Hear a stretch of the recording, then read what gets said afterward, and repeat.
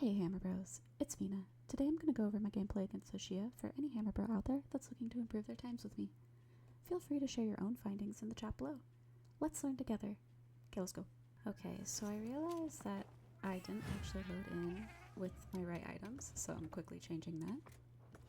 I wanted to make sure that I had Farcaster equipped for this run, so I switched to that.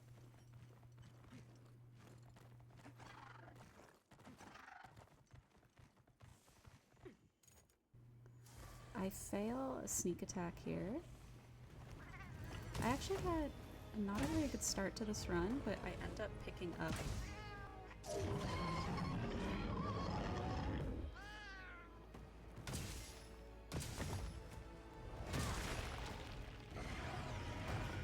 try to dodge that.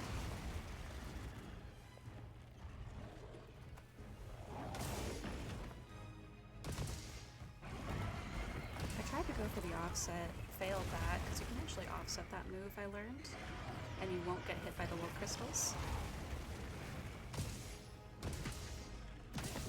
Try to go for that offset, fail again. Having a really bad start. I try to stay under him when he uses his little arm slam moves, but the reason I do this is so that I can position to hit the head after he lets down his arms. I get a good stun, which is great. I can make up for some damage, which I end up doing here. I'm doing like 100 a hit.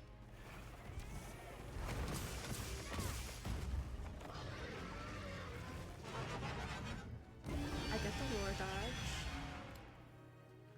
And I kind of knew he was going to do that move, so I like to position below him to force him to make that move. And then it helps me position for later. So you'll notice I went to the head right after. Now I'm just trying to... I tried to go for the offset again, didn't work.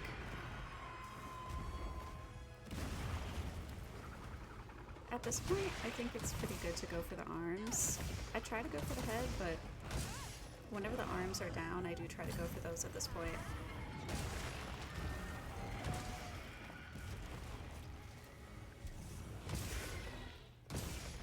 Focusing the head, since it's pretty much the easiest thing to focus. Now when his arms are down like this, I do like to go for the arms.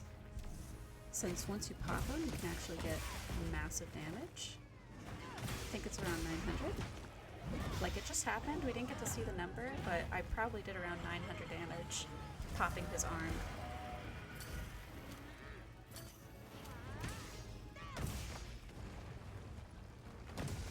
I try to offset this, I make it, which I love offsetting that move because I think, in my personal opinion, it's pretty annoying to dodge.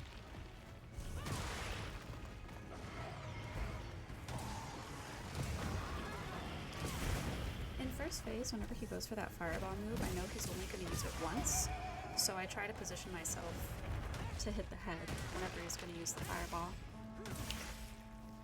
Again, the arms are down, so I focus the arms for that pop.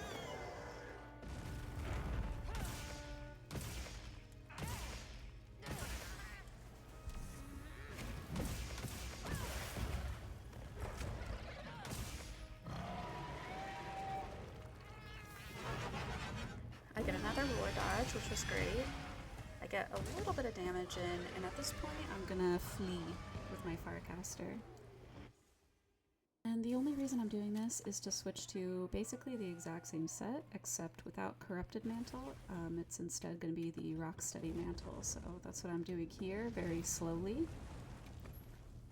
So I've switched to my new set. It actually refreshes the sharpness as well when you do that, so it's kind of good. And then at this point, it gives you enough time to buff yourself up with attack.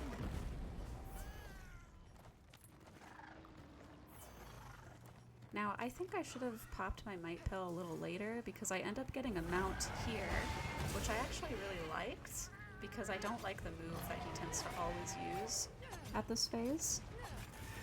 I was actually really happy with this, however it did make it so that my Might Pill was not being utilized.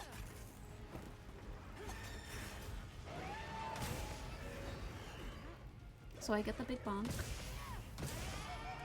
And I want to focus arms, because that's where the big damage comes in. Once you get those popped, it's like 900.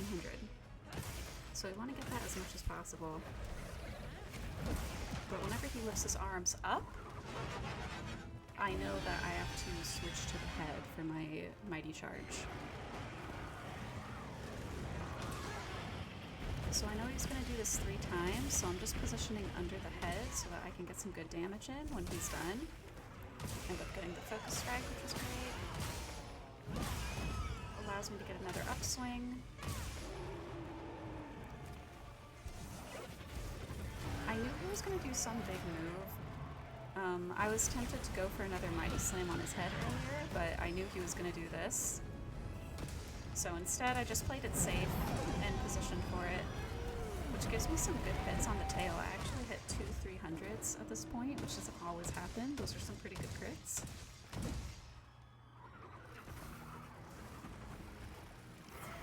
I heal, just so I don't get one-shot by something nutty. I was actually a little surprised I didn't get hit by that.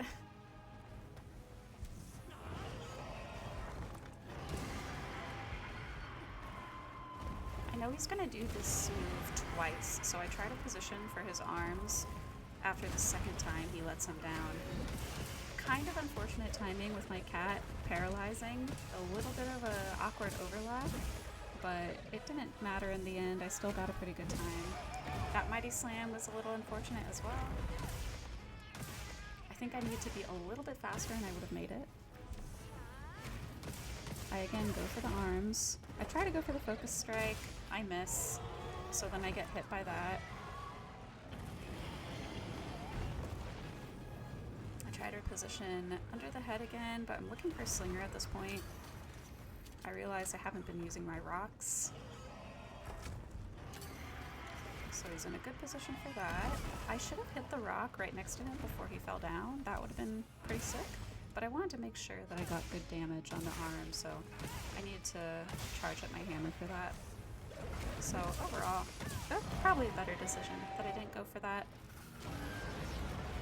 I put my Rocksteady Mantle on so that I can ignore the roar for this phase.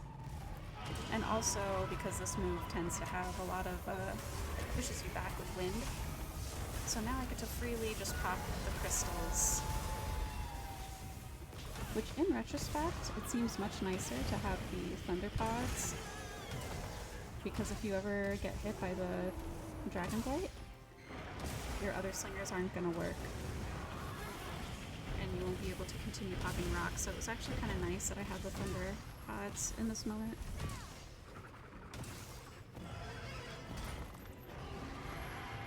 The Rocksteady Mantle is also great for this phase because he's just a lot more aggressive.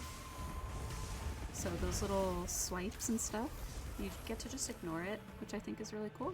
I take the moment to sharpen. I'm trying to entice him to come over to me for the second rock. I get it, so I try to put away my weapon now because I see that he's charging after me. Almost got hit by that.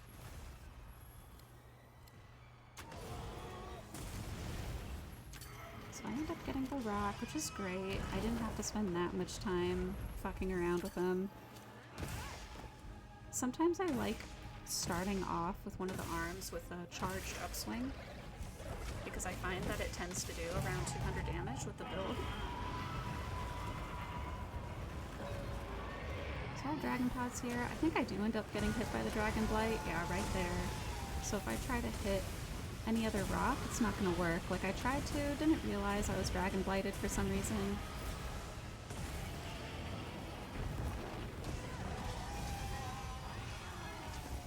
At this point, I'm favoring the tail and arms.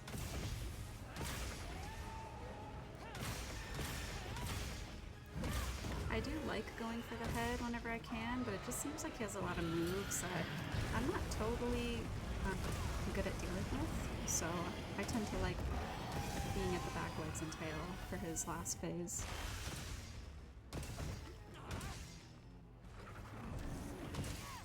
Charged upswing though, you can see still does around 200 damage.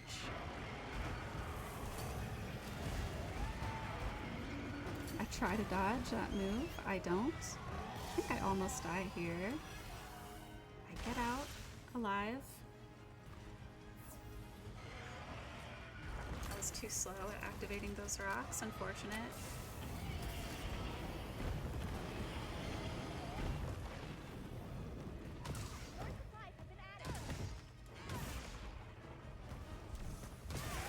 I tried to go for the upswing, hoping it would stun him.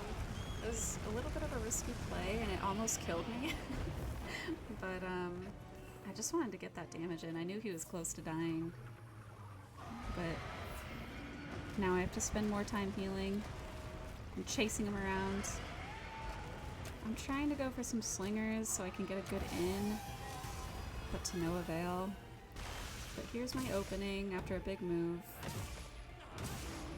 I also love when he does his bite move. I think it gives me a really good opportunity to get more damage in, and then I was able to kill him from that.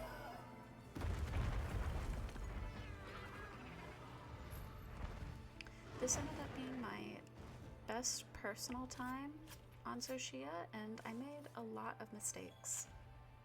So thank you for watching.